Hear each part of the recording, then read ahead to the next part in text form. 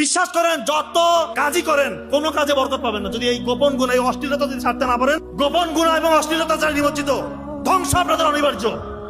এখন আমি একটা কথা বারবার বলি, এমন কোন স্টেজের স্টুডেন্ট নাই আমাকে ফোন দিয়ে কান্নাকাটি করে না, যে গোপন গুণে লিপ্ত না বুঝে করে ফেলেছে, আজকে জীবন হেল হয়ে গিয়েছে, তার স্মৃতিশক্তি কাজ করে না, তার চেহারা উজ্জ্বলতা নাই, চুল পড়ে যাচ্ছে, বিয়ের পরে সংসারগুলো টিকতেছে না। প্রবাসী ভাইরা বলতেছে, স্যার এমন ভুল করছি, এই যে অশ্লীলতা ছড়াচ্ছিল, এই যে মোবাইল ফোনগুলা, এগুলোকে দেওয়া হয়েছে যুবক সমাজদেরকে ধ্বংস করার জন্য। আর এখন যুবক সমাজ এই ফাঁদে পা দিয়েছে, এটা শয়তানের ফাঁদ। এই কাজ করবেন না, গোপন ইবাদত করেন, আল্লাহর কাছে এইটা থেকে মুক্তির জন্য দোয়া করেন, না হলে কোনো মুক্তির রাস্তা নাই।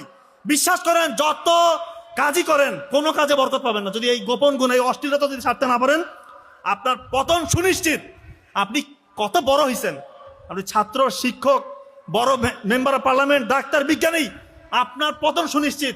আপনাকে এমন অবস্থার সম্মুখীন হতে হবে, আপনি ওটা চিন্তা করতে পারবেন না, চিন্তা করতে পারবেন না। বলবেন এরকম কেন অপমানিত হচ্ছে, আমি জায়গায় জায়গায় হেও হচ্ছি, কেন হচ্ছি? আল্লাহ তাআলা আপনার জীবন থেকে রহমত বরকত উঠিয়ে নিয়ে যাবে, কারণ আপনি গোপন গুণে লিপ্ত। এই দয়া করে গোপন গুণা ছেড়ে দেন, গোপন ইবাদত করেন, আল্লাহ তাআলা আপনাকে আকাশচুম্বী সাফল্য দেখাবে ইনশাআল্লাহ। আপনারা একটা গল্প বলে শেষ করি। এক তরুণ বালক, সে তার শিক্ষকের কাছে গিয়ে কান্নাকাটি করছে, চোখের পানি ফেলছে, চেহারার মধ্যে হতাশা। শিক্ষক বলতেছেন, বাবা তুমি কাঁদো কেন, কি সমস্যা? যে আমি যা পড়ি কোনো কিছু আমার মাথায় থাকে না, কিছুই মনে রাখতে পারছি না।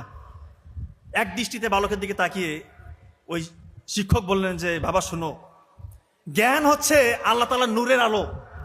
এই আলো সেই হৃদয়ে স্থান পায় বা স্থির হয় যে হৃদয়ে কোনো গোপন গুনাহ, যে হৃদয়ে কোনো পাপ বাস করে না। ওই দিন থেকে উনি পাপ থেকে নিজেকে মুক্ত রেখেছেন। ওই ব্যক্তির নাম জানেন? ইসলামের 4 ইমাম, তার এক ইমাম শাফি রাহিমাহুল্লাহ। ওনার যে মাযহাব, ওনার কোটি কোটি ওনার অনুসারী রয়েছেন। এরপরে উনি শুধু ইতিহাস রচনা করেছেন।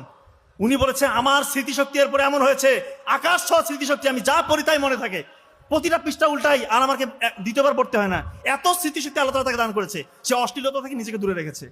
এবং আপনার কি অবিশ্বাস হচ্ছে যে মানে পাতা পড়তেছে, স্মৃতিশক্তি এতটাই প্রখর? এখন দেখেন জাকির নায়ককে, দেখেন না, চোখের সামনে দৃষ্টান্ত। কি সে জানে না রে বাবা রে? পবিত্র কোরআন, হাদিস, বাইবেলের old testament, new testament, Bhagavad Gita, বেদ, তোরা, ত্রিপিটক, কোনটা গ্রন্থে তার নলেজ নাই।